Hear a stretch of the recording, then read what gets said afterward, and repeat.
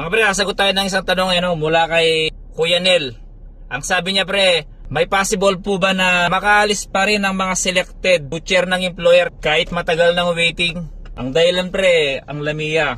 Oo naman pre Lods may possible talaga na makaalis ka. Pero sa ngayon pre wala pa tayong confirm na ganung update. Ang pinaka the best talaga pre, hintayin natin yung official na announcement ng employer pre. Kung kailan sila magbibigay ng lamia.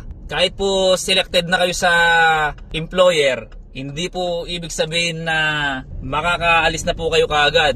Meron po kasing proseso Unang-una kasi pre, kailangan natin maintindihan na kapag selected na kayo ng employer, hindi po ibig sabihin nun automatic na kayong makakalipat o automatic na kayong makakaalis pre, May mga proseso pa kasi pre Lods na kailangan gawin, na kailangan hintayin pre.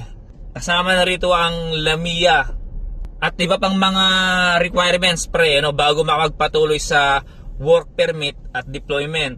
Kaya kung matagal na yung waiting time mo pre hindi ibig sabihin pre kanselado na yung application mo o wala nang pag-asa pre Lods Panigurado pre, may mga inaasikasong mga requirements pa yan. Pinaplansyado pa yung mga papeles nyo.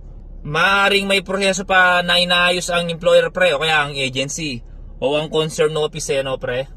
Kaya sa mga selected na butcher pre na naghihintay ngayon, konting pasensya pre Lods. Huwag mawalan kagad ng pag-asa pre Darating din yung magandang balita para sa inyo.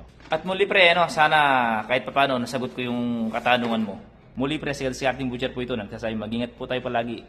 Kita tayo rito pre.